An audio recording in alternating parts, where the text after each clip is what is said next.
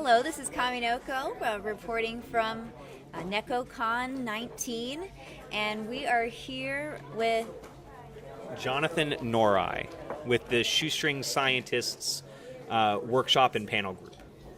Wonderful. Today they're doing a panel on how to make steampunk ray guns, which you'll probably get to see some of that later. But John, could you tell us more about what is Shoestring Scientists? Okay, well, our group started a few years ago. All of us in the group, there are 5 or 6 of us in the group right now, and we've been going to different anime conventions for a long time. Our home base convention is sort of Otakon out of Baltimore, and so we've been going to a lot of panels and going to a lot of workshops. And one year we went to a panel that was really disappointing to us. It was on a subject that we all really liked and were really knowledgeable about, and we were very disappointed in the panel that was presented. And so we decided, you know what, we think we can do better. And because a lot of conventions do fan panels and fan workshops, we decided to apply and try our hand at presenting a panel ourselves. And that was about 5 or 6 years ago. Okay. And since then, we have done panels and workshops at a number of conventions all over the East Coast, including NekoCon and Otakon Baltimore, Otakon Vegas, Anime USA, KatsuCon, and there's Steampunk World's Fair, and there's probably a couple other ones that I'm forgetting. But, we do a number of different workshops. Like the one you guys are looking at now is how to build a steampunk ray gun. And rather than just throw up a presentation on a screen and say, this is how you do something, no, we bring things to people so they can do it themselves. They can get their hands dirty and see that everybody can do a craft. Everybody can be a builder. This morning we did one where we built Pokemon habitats out of Pokeballs.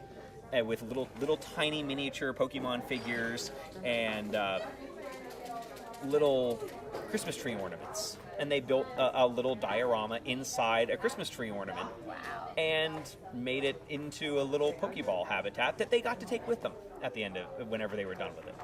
And we also do some just regular discussion panels. Like we'll do discussion panels on Japanese fairy tales, where we'll actually talk about or read and perform a Japanese fairy tale, and then talk about what it means within Japanese culture and how it would apply to what we understand in Western culture, because it is 2 very different fairy tale traditions. That is true. Wow, I really want to see one of those discussions.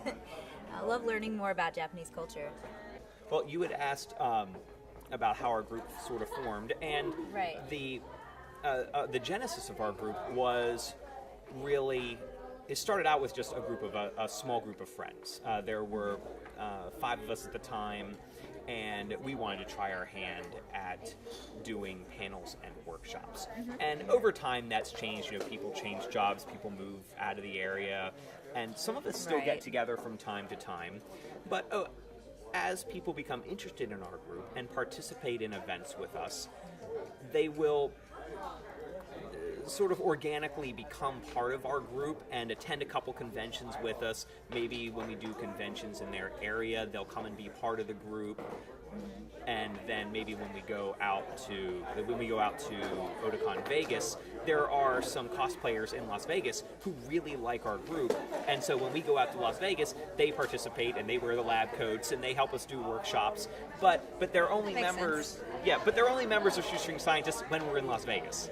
Okay. And then there's some people who help us out whenever we're at different conventions, and really there's a core group of 5 of us who really do our best to all be involved in different workshops, and we all work together to come up with ideas and new things to try out, new panels to advertise, and new workshops to just try out. Okay, so on that note, could you tell me what are some of the other panels that you've done? Absolutely. One of our favorite panels, which we didn't actually do this year because we did it last year at NekoCon, is a panel on, the title of the panel is Spider-Man Has a Giant What? And yes, we did that on purpose because it's funny. But what it is, it's a panel that discusses what happens to American media when it is transferred and localized for a Japanese audience. Because there are lots of panels that talk about the dubbing mistakes and the subtitling weirdness and editing of Japanese shows that come to American shores. But nobody talks about what happens to the Avengers when it moves to Japan and becomes a Digimon spin-off called The Avengers Disc Wars. Okay? Or the fact that the Power Rangers were actually a spin-off of the Japanese version of a Spider-Man live TV show. Where, Really? yes, where Spider-Man actually got a brand new extraterrestrial backstory. Where rather than being bit by a radioactive spider, he was from the planet Spider. And he fought crime and bad guys with the help of a giant robot that he called with a magic flute. So, yes, that's very Power Rangers. Yes, it is. And it was done by the precursor to the company that actually did Power Rangers. All right, so that's an example of a panel. How about some of the other workshops that you've done? Okay, well, you've already seen steampunk ray guns, and we talked about the Pokemon Habitat workshop, which was brand new for NekoCon. We had never done that one before. We've also done a workshop called Let's Make Tiny Hats, which is a workshop where we just make really cute little Lolita top hats. They're really, really small, and you pin them to your hair. Okay. But it's just a part of Lolita fashion that we thought was fun, and all of the female members of our group really, really loved it. So they all sat down and prototyped it and put together a presentation, and we did that workshop a whole bunch of times, and it was a lot of fun. And so we do that one occasionally. And then we have a couple other workshops that we do. We did a spin-off of steampunk ray guns and did steampunk goggles, which was a lot of fun. We did that at Otakon, Baltimore this summer for about 400 people. Wow, 400. Yeah. Otakon and us have a fun Otakon. relationship. They keep giving us bigger rooms to fill, and we keep filling them up. So that's the way it works. And That's a good problem. yeah, and in the past we've partnered with other cosplay groups. Like there was a group in DC called Studio Cosplay, where they actually had like a builder space where people could come in and build cosplays in like a more professional setting with high-end tools. And we partnered with them to do a workshop showing people how to build cosplay wings out of just craft foam and wire. That's actually what our name means. Shoestring Scientists is we try to build things on a shoestring budget.